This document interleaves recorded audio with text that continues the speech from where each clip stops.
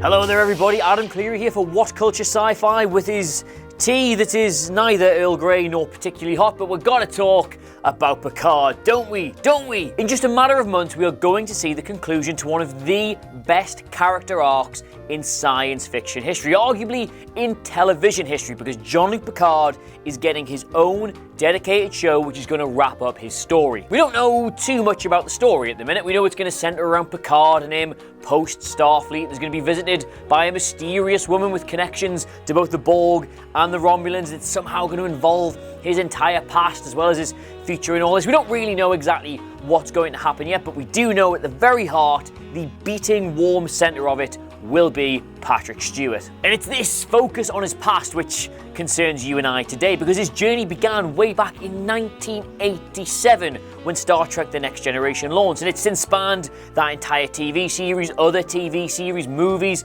comic books, all the narrative, all the lore. There is so much from the full Star Trek spectrum going in to Picard that it's difficult to know where to start. Like, 1987, man, that's as long as I've been alive, and I am old. So I've got a lot of sympathy with people who haven't really kept up with Star Trek all that much going into this, because you will have missed out on so much that's going to be so important for the show itself. But crucially, the reason I'm doing this video now and not when Picard comes out is because there is still time, my friend. There is still time for you to right the wrong of your Star Trek illiteracy, and I am going to help you do that. Yes, that's right, set your faces to stunned, because my name is Adam Cleary and these are all the Star Trek episodes you must watch before Picard. And just quickly before I begin, welcome dear friends to What Culture Sci-Fi. It's right here on the main channel, so keep an eye out for more and more lovely sci-fi stuff in the near future, and why not, while you're here, follow us on Twitter as well. Now onto the list. Honourable mentions: Star Trek First Contact, Star Trek Nemesis, and Star Trek 2009. Yep, quick rundown of these for you. First Contact is incredibly important because it showcases precisely what Picard's relationship with the Borg is. The man is very progressive and very understanding and values life in all of its forms, but the Borg are a blind spot for him. They send him into a blind rage. They make him murderous. They are the one flaw in the man's character. Nemesis is, admittedly, it's not very good, but it's kind of like the last point we left the Next Generation crew. It focuses largely on the Romulan power struggle, on their government, and also has the fate of Data in it, which will likely become very important as the show goes on. And Star Trek 2009, because a lot of people still don't get how these timelines work, how it's like a back-in-time, alternate reality Kelvin thing, but the opening scenes of Star Trek 2009 take place in the universe, which has the Next Generation and all the regular stuff in. That's still part of that story, and that sees the destruction of Romulus. So that all counts, so even if it's not for like the whole thing, you should watch it because it's relevant. Number 10, The Measure of a Man. Right, I'm going to start now with arguably one of the most important episodes of Star Trek you can possibly watch before Picard drops. What happens is that when Data's status as an individual with rights starts getting scrutinized by the Federation, Picard rises to his defense in one of the most blatant allegories the show has ever explored for civil rights. It is a brilliant episode in terms of Patrick Stewart's performance, but it's the substance of the plot that really matters, especially if androids and, by extension, Borg are going to be considered living entities as part of this show. See, the whole premise of the episode is that Picard has this unfaltering commitment to the worth and the relevance and the wealth and the rights of an individual, no matter what that life form is. So now, if that life form happens to be Borg, well, you see what I'm saying. Number 9, The Best of Both Worlds. Yes, technically I'm cheating here because it's 2 episodes, but whatever, it's my list. The reason the Borg are so important to Picard's story and have been for years and years and years now is because he is one of them. The time he spent as Locutus of Borg gives him an unprecedented knowledge of their mentality, and it's a hugely important part of his character because it explains why they are his blind spot. The first part offers one of the most stunning moments in sci-fi history, and as a doubleheader, it's easily one of the best Star Trek episodes ever made. Like, the legacy of that episode went on to define Picard as a character, not just for the rest of the TV series, but for the movies as well, and by the looks of it, this show on top of that. Like, Starfleet has never ever held back from reminding him that he played a part in the deaths of 11,000 people, and that is going to be brought up in this. Number 8, family. No, not the abortive Fast and Furious crossover they nearly did with Star Trek way back in my imagination, but the episode that concerns Picard getting a bit of distance from the events of Best of Both Worlds. In this Season 4 episode, we see Picard's family for the first real time as he visits Chateau Picard on shore leave and links up with his brother and nephew. The episode isn't exactly action-orientated, but it does introduce the idea of Picard heading to the chateau to deal with the fallout of his atrocities as Locutus. That same chateau is the one he's living in all the trailers. This episode was so important because it stepped away from Star Trek as this big galaxy-charging adventure show and examined Picard as a man and looked at the PTSD he would no doubt have suffered as a result of those actions. And the character it set him up as being in that episode looks like being the exact same character we're getting in these trailers. Number 7, unification. Yes, I know this one's a two-parter as well, but as I've said, I'll do whatever the hell I want, won't I? This one does not concern Picard's relationship with the Borg, but his relationship with the Romulans, and also Spock is in it. This is where Picard is one of the men who pushes for Romulan and Vulcan peace, which we think is going to be a major part of Picard. The episode shows us his willingness to undertake secret missions as he heads to Romulus to explore the underground and demilitarization of the entire Empire. Given that we've seen Romulans loyal to Picard in the trailers, and we know that the chateau is at least partially managed by Romulan refugees, this is an important step in understanding his relationship with them as a race. You know, I very nearly included both parts of Redemption in this list, which is the one where the Romulans are secretly manipulating the Klingon Civil War, and Picard and the rest of the gang expose them for doing it. You can kind of watch those two episodes and these two episodes as a bit of a foursome to get a real sort of idea for this, like, political, ideological split you get in Romulan society. God, I'm a nerd. Number 6, Borg. Yes, we all got really excited, didn't we, when we found out Jonathan Del Arco was reprising his role as Hugh the Borg in Picard because, well, Hugh the Borg is one of the more interesting Borgs because he plays the Borg in the episode Borg. Long story short, the Enterprise comes across Third of Five, who is a lone survivor from a crashed Borg cube. The episode then unfolds as they debate the ethics of implanting him with an unsolvable equation as a means to destroy the Borg. But the thing is, he begins to show these signs of individualism, and they respect his rights as an individual. Picard is dead against it at the beginning and argues they should just be wiped out like vermin, but in the end has a change of heart and hopes instead that sending him back with individualism may rub off on the collective.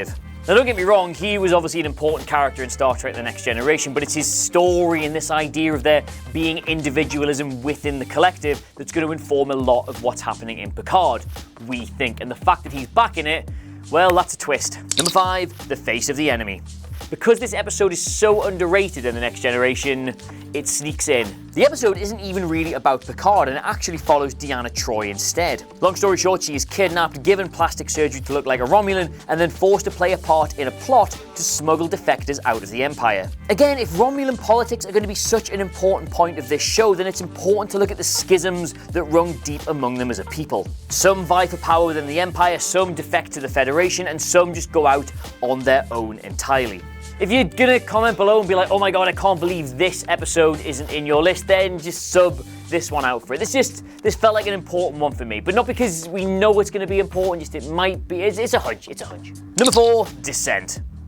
Yeah, worlds collide for this one because after they debuted Hugh in the episode Borg, did I mention that? He comes up with his own name, Hugh instead of who, it's just a long story short. Anyway, worlds collide for this one because Hugh is back in this episode, but it's also a major part of Data's story.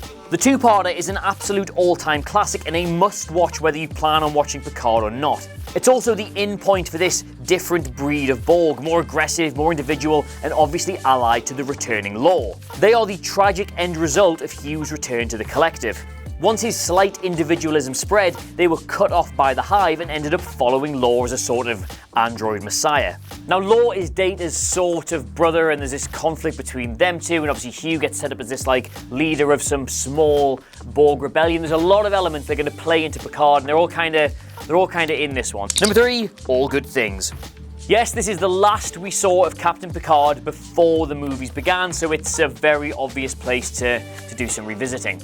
Again, this is another great doubleheader and deals with Picard's time after Starfleet on Chateau Picard as a nice little nod to where he is at the start of this new show. But by the looks of it, it also has very important key thematic and narrative links to what we're going to be getting. You see, All Good Things is about consequences and causality, and while it's about time travel predominantly, it's even more specifically about Picard measuring the fallout of his actions. You will understand a lot more about Picard the character for watching this episode, but it's fun because you also get to see like Old Man Data, who looks like Sherlock Holmes, and Old Man Riker, who's like really old and bitter, and Old Man Worf, who's really old and bitter, and like a third nacelle on the Enterprise and a million phasers, and Dr. Crusher has her own ship, and it's like a tennis ball on the end of a sex toy. It's a fun bottle episode as well as being the end of the show. Number 2, Scorpion. Yes, I do kind of realise now that I've been like, here are 10 Star Trek episodes for you to watch ahead of Picard, and I've given you like 10 Star Trek episodes, yes, but also 3 motion pictures and about 7 two-parters, so I don't know, put a week aside. Anyway, Scorpion is the first really crucial, unmissable episode of Star Trek Voyager, in my honest opinion, as it deals with 7 of 9, the Collective, Starfleet's relationship with the Borg, Janeway, everything. It's really good. As the crew travel through the Delta Quadrant, as per usual, they come across Borg-occupied space and discover species 8472, who even the Borg are scared of. This forces an unheard-of alliance between Voyager and the Borg against this common enemy. Now, not only is this 7 of 9's debut, who is going to be quite important in Picard, we imagine, but it also explores the idea of the Borg as a rational species. And the thing is, the Borg are the most interesting thing Star Trek ever did, no at please, and this genuinely explores their motivations and them as a 3-dimensional entity rather than some swarm-like menace. And crucially, although very subtly, this is an episode about a Star Trek captain who learns to sympathise with the Borg. Keep an eye out for that. Number 1, The Gift. Yeah, The Gift is the episode that follows on from Scorpion, and I'm just going to lay this out, right? 7 of 9 is in this show. We think she'll be quite important. She might be a member of his crew or just a useful ally at some point. Either way, she got a nice speaking part in the trailer, so we think she has some level of importance. And this is the episode where she is severed from the Collective and has to learn to become human. It is the definitive episode of Star Trek that deals with Borgs as individuals.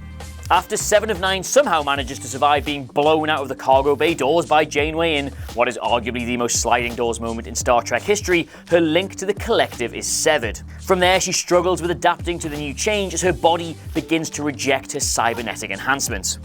Heartbreakingly, the episode also has 7 begging to be returned to the Collective even after she's effectively cured against her will. It was a huge morality point in Star Trek and something that is undoubtedly going to be dealt with in Picard as we see all these Borgs being experimented on.